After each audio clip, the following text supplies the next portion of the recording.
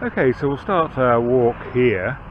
This is Horsell Moor, and we're looking towards Woking Centre now, and you can see the new buildings that are changing the skyline there, alongside the British American Tobacco building that was built in the early 1970s.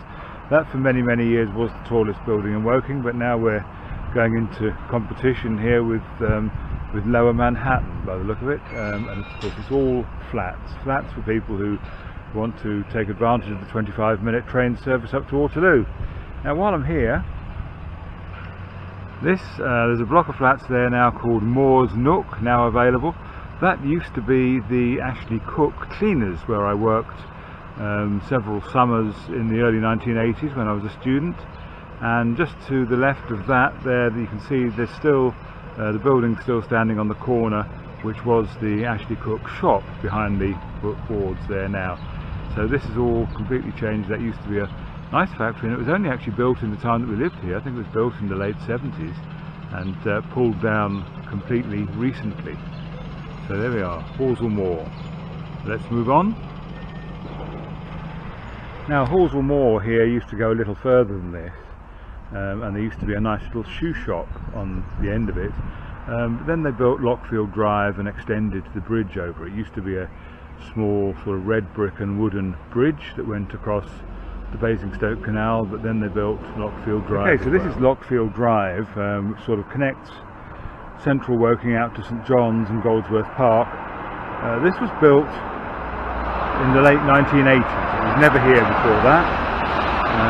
It was just, as I said before, an extended part of Horsell Moor came this far. And before that there was this step bridge that took us over the Basingstoke Canal. Now one thing that has very much improved since the 1970s, the Basingstoke Canal here used to be full of rubbish and shopping trolleys and totally overgrown, and there was actually a renovation project some years ago, and it really looks quite nice now. You can go for a walk along there or a cycle ride. Really very good. So in honour of the long gone step bridge path is still so called, but everything else here has changed. Now for example, these flats here, they used to be Auto Press, the car parts shop, and then over the other side of the road there, a block of flats called the Old Dairy. That's because it used to be the Unigate Dairies. And then over this way there were two garages along here. These are now flats. This was the BP garage, and it's not there anymore because you buy your petrol up the road in Morrison's, which is also new. But they obviously couldn't compete on price with Morrison's and sold up and moved on. Parade of shops in Goldsworth Road. There used to be a newsagent's here. I don't think there was a South African shop, though. There was no demand for that sort of thing. Best built on. Interesting. And this has all changed as well. We'll move along. Top's Tiles here used to be the Esso garage, which I usually used to use out of preference just because they had a tyre pump as well. Now some things don't change too much, and Woking Funeral Service is still here. Now I used to keep an eye on the clock when I was riding my bike to school, 1974 to 78. The clock is still there. It's a different clock, of course, with modern digits. It used to have the flippy over mechanical digits on it, and I would know that if it had gone 8:40 that I was probably looking at being a little bit late. If it was 8:30 something, I was about right. That's a long time ago. And still at the funeral services when I worked for Eve French, delivering flowers around 1980, early 80s when I was a student. I used to have to do the morning delivery of flowers to that little shed there. It's now client parking. I hope I don't mean that too literally. This roundabout here, completely new. It wasn't here when I lived here. And nor was Morrison's, of course. That's a fairly recent addition to things. Been there a good few years, but I forget what was even there, if anything at all, when I lived in these parts. Well, whatever became of the Goldsworth Arms? We're just looking at the site that used to be on there. There's just nothing there at all now. They'll probably build flats on that before too long. Now then, somewhere just here there used to be a nice little chip shop that we used to stop off at on the way home from places. And of course that huge building is very new there, and the whole view here has changed completely. There's much more building happened in Goldsworth Road since I was here. Now we're still in Goldsworth Road here, and I think this is completely new because the fire station, as I recollect, was sort of near Toys R Us, a little bit along that way. And this is new, and it looks pretty new. So the side of the road here now, there used to be, I think it was called Sandy's Cafe, was the last premise on this stretch of shops here. It was a very good Greasy Spoon Cafe. There was an Indian just a bit further up, and past that was ash plants where I got all my bicycle parts to keep me going in those days. And it looks as if pretty much the same as in Northern Ireland now. Much of the business of the fire brigade is actually cutting people out of car wreckage and stuff. There you go, it's a much neater looking frontage than ash plants ever was, but not as good for getting parts for your bicycle from. Over there used to be a bus station. Obviously nothing like a bus station now. It's all changed completely. A long time ago, 1974, when we first came here, Woking Market was actually up at that end by Victoria Arch on this side of the road. It moved across the road to in front of the post office, but that was mid-70s that happened. Now here we are at Victoria Arch, and they're not wanting me to cross the road here. Now years and years ago there was a huge footbridge here, which nobody ever used, so what they did in the end, they just accepted that no one was using this bridge. I think it got shipped down to Torquay or somewhere like that, and they just put a pedestrian crossing in, but now they've taken that away. They want me to go over there to cross the road because they're building all this. Now this used to be the post office and Maple's carpet shop and stuff, and look at it now. What is this? This is probably more flats for people to go to Waterloo in 25 minutes from. Wow. Just on that corner there, that used to be Rumbelows in 1974, and then a bit later on they moved into Wolsey Walk in sort of 75, 76, something like that, and that was where I got a lot of my records from, because Rumbelows did go into the record business as well as the equipment, but now it's a 24-hour shop by the look of it. And here, on what used to be the second home of the market for a long time, this now seems to be the temporary offices of the people who are building all this. Gosh, isn't it all huge?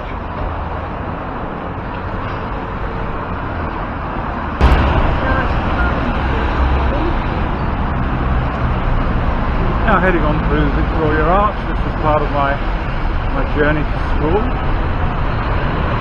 I'm not sure what was right in front of us, but I'm pretty sure it wasn't Evans Cycles.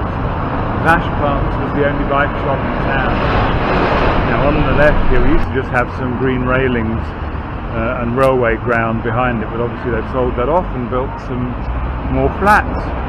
There we used to have the Dole office and a parade of low-level shops which included the Grand Indian restaurant where you could get a meal and a drink at 4 o'clock in the morning if you wanted to. And indeed some sixth form parties did end up doing exactly that. Linton House pretty much as is, as was, except it's now a veterinary centre. It used to be civil service, but that has hardly changed since the 1970s. This is now a cycleway. I had no such luxury in the 1970s. I just had to go and mix it with the traffic on the main road over here, and that was headed up to my school, which is just over there. HM Coroner's Court, Surrey. Well, I'll tell you what, that used to be my playground.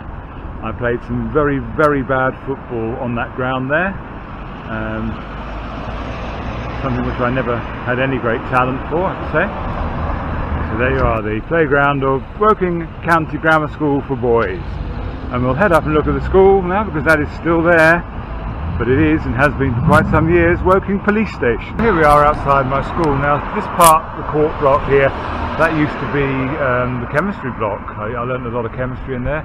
And then behind that you can see that the top of the building behind that was room 20, which was my form room in the second year. I was lower down the third year. On the fourth year my form room was this nearest corner to us just here. And then there's the whole frontage of the school. This is now Woking Police Station, which used to be a little police station just across the other side of Heathside Road, but obviously with the growth in the crime rate they needed more space. On the corner here where the walls are, that's now part of the grounds of the new police station, obviously, but that used to be Maxwell's music shop, and I bought some records in there occasionally. And then the flats behind that used to be the original police station, which is now moved into the school. Now looking at the school, now the police station from this side, we can see the physics lab, the big windows along there. The second year physics lab, or the physics 2 was above, and then below that was physics 1.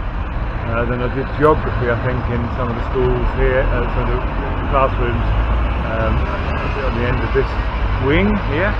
And then behind there, of course, was the canteen where we had our amazing school dinners, which we didn't appreciate much at the time, but they're great now. Now the school that we just visited, that had an annex, which we reached by a path that went through what is now all part of the court complex from the playground.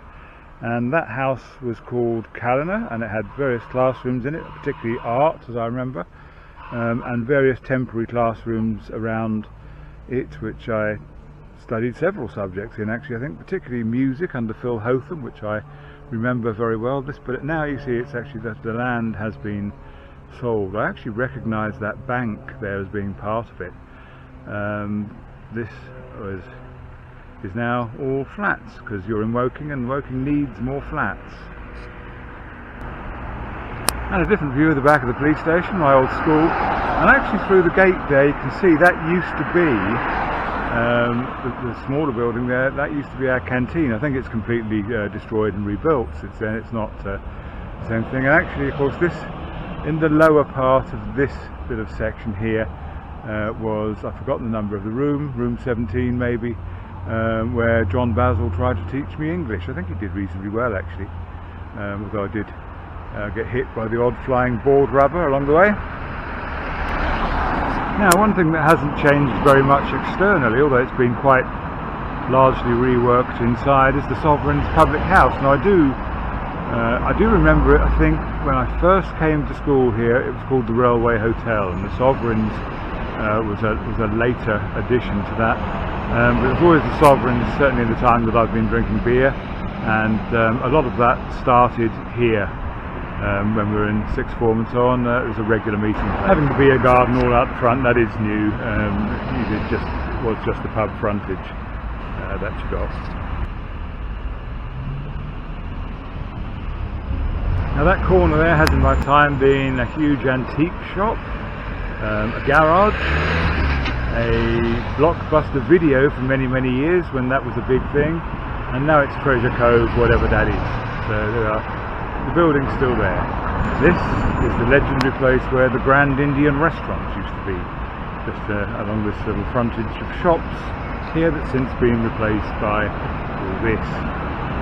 Heath's Bakers, of course, is a long time Woking name, but they weren't always there. I remember them down by Terry's newsagents, the other side of town, and also just a little bit along here was what's now Sister Flower used to be AP's newsagent. And it's still got the sort of sheltered doorway that AP's always used to have. Newsagents, sweet shop, all that sort of thing, very local to school, so got good business from it. I'm not quite sure what considerate constructors do. I mean, I sort of look at it as plundering the earth's resources in a considerate way, whatever that is. Because this being Woking, it's going to be knocked down in 10 years. So there we go. Now building wise, Stephen Bishop there is substantially the same. It used to be Millets, I think, as I remember, and then this road goes up to the railway station, and then into here we're into Wolsey Walk, which that looks to have changed somewhat as well. Let's go and have a look there.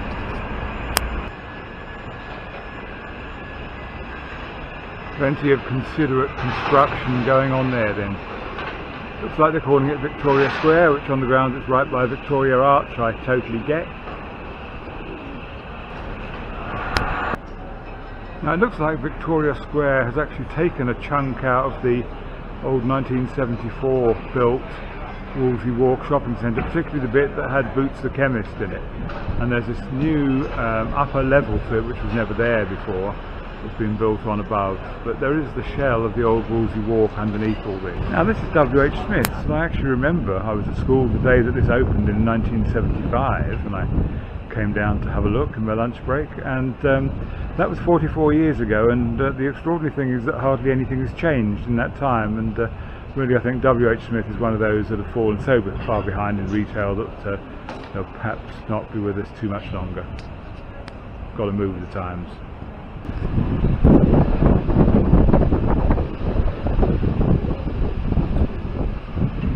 Here we are on Wolsey Wharf. Of course that used to go down to Boots the chemist, but it no longer does. It ends very quickly. And then Sainsbury's here. Now Sainsbury's has moved since I worked there in 1979-80. Sainsbury's was where Sports Direct is now, and they've obviously just rearranged the premises a little bit there. Superdrug has become Poundland, which of course went bust. And there we are, we'll have a head down to where I also used to work in Macmarket. Good to see that Harper's Photographic survives. It was in Commercial Way, of course, next to Halfords and VHS, though what was more recently the Sony shop there now seems to be Greg's, which is great if you want a casting, not so great if you want a stereo.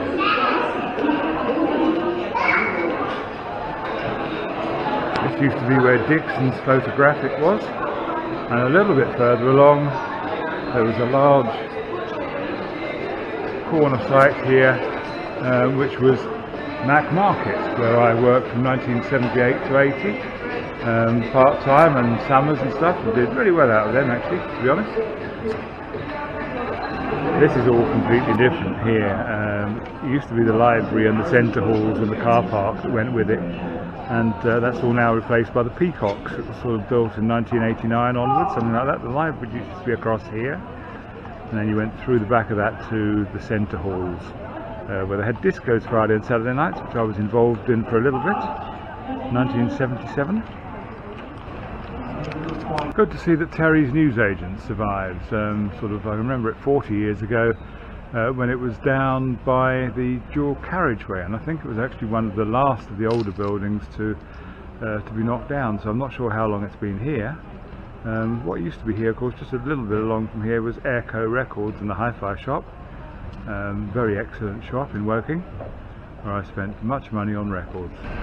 That was where Terry's was. The black building at the end there is now on that site, but the central buildings are still there, and one of those shops was Eve French Florist, where my sister worked for a long time, and I filled in with the occasional bit of van driving in my holidays, so that was all interesting. Now what do we have here? Now Woking, of course, is the town where H.G. Wells set The War of the Worlds. It all took place actually on Horsell Common, just up the road, and I've been there quite recently, and it looks very much like you'd expect a landing site for Martians, and here is the Martian. Now Woking was very quiet about the fact that H.G. Wells was a resident for a long time, and that's possibly because he was homosexual, and that was frowned upon, less so these days, and so they thought it was okay to put up one of the Martian models. This was from, of course, the Hollywood version of War of the Worlds, this depiction of the Martian monster, but that occupies that pride of place in the middle of Woking. O'Neill's Pub, formerly the Red House, famous place, including actually I went for one of my first pints of lager there after my O-levels in 1978, or actually, Your Honour, no I didn't. Next door to that is now the Big Apple Family Entertainment. That used to be Fine Fare Supermarket, and I did indeed work there one student holiday. Didn't really enjoy that one as much as Sainsbury's and Macmarket. Macmarket was the best supermarket to work in. Sainsbury's paid the most money. Fine Fare did neither, and it wasn't very enjoyable. I haven't seen this before, but this is a statue of H.G. Wells, former Woking resident, of course, and I mentioned the War of the Worlds bit a bit earlier, and here he is. Now this is where Terry's the newsagents used to be, just here, and of course that used to be an old cottage hospital behind there, and to get across this road they've put a pedestrian crossing here now, but you used to have to go through a tunnel to get to the other side. So we'll do just that now. Now this is a roundabout here now, and it wasn't always. It used to be a T-junction, and it was absolute hell getting out of there in the mornings, and people complained and complained and complained, and nothing was done until the local MP, one of his relatives, had a little prang on that roundabout, or rather on that T-junction, and something was immediately done to convert it into a roundabout. Isn't that always the way? Well, since I lived here, that skyline has changed hugely, and it's still changing as they're building those skyscrapers higher up now. Really, really different. The whole of Woking is so changed. Now that there is the Peacock Center. They sort of started building that about 1989 or so. On that site was Woking Centre Pools, which was opened in 1974, and actually underneath that was a place called the Waterhole Disco, where I first got involved in discos and stuff in 1977 with a couple of guys called Dave and Chris, fabulous guys, both of them. You know, instead of you know, we've got TK Maxx next, Primark, Debenhams, all that, but wouldn't you rather have a full-size swimming pool that was, here's the problem, it was just a little bit short of being Olympic size, so they slightly messed up the design and had to get rid of it, but it did have the Waterhole Disco under it, and a great little atmosphere that place had.